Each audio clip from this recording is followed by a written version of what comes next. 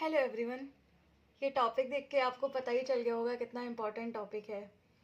और ये UPSC, BPSC, PAT, UP triple SC, कोई भी स्टेट एग्ज़ाम हो, एसएससी हो, कोई भी एग्ज़ाम हो, बैंकिंग का हो, ये पूछे ही जाते हैं। First Anglo Mysore war, second, third और एंड।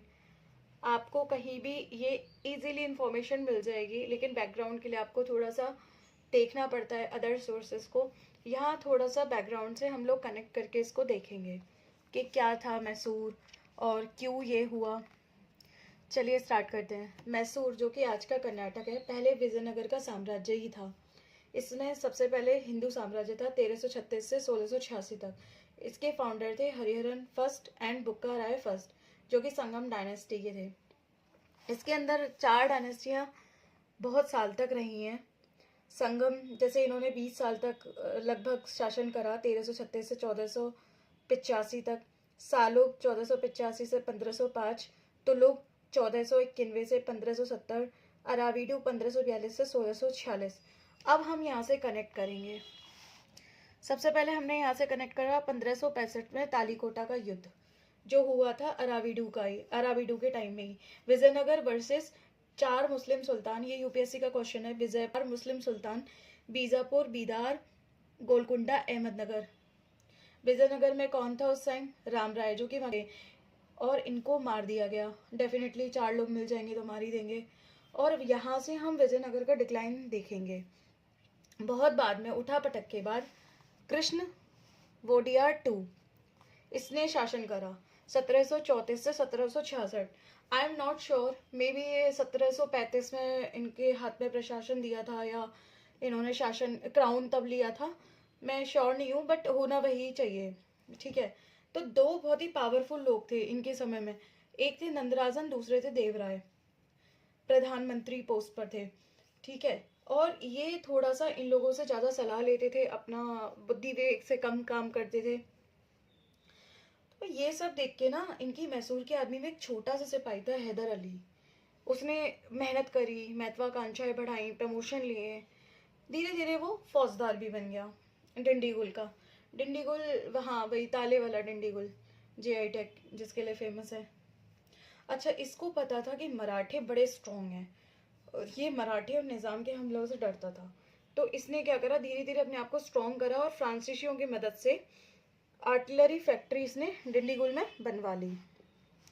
ठीक है। अब हम यहाँ से देखेंगे फर्स्ट एंग्लो मैसूर वॉर। देखो, इसमें ना तीनों एक साथ कलेक्ट हो गए थे, अंग्रेज, मराठा, निजाम। इसमें हैदर अली ने क्या करा, अपनी कूटनीति चली।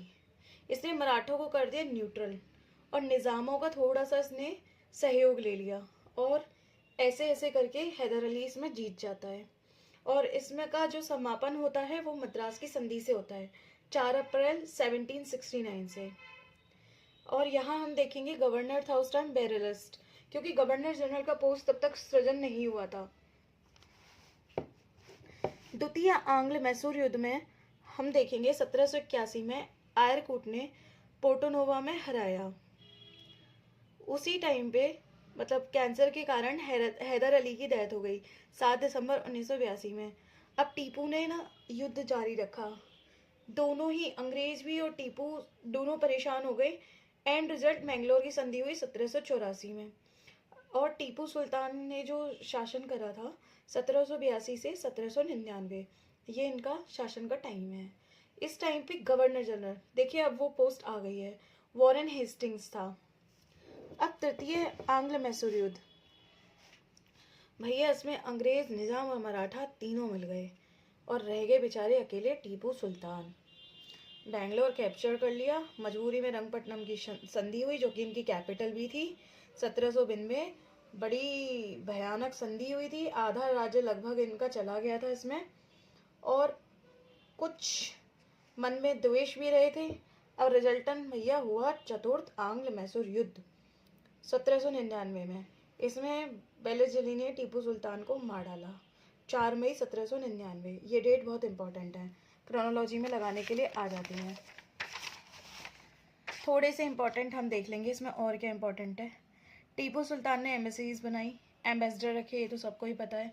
ईरान, पेगू, ये कंट्रीज इंपॉर्टेंट है। देखिए, इन्होंने ट्री ऑफ लिबर्टी लगाया, स्वतंत्रता का वृक्ष, श्रीरंगपट्टनम में, राजधानी में लगाया, ये तो सबको पता है। लेकिन क्यों लगाया? क्योंकि ये फ्रांस और मैसूर की मैत्री का प्रतीक था, इसलिए लगाया। और ये जैकोबियन क्लब के भी सदस्य थे, और अंग्रेज इन्हें नेपोलियन की तरह समझते थे। तो थैंक यू।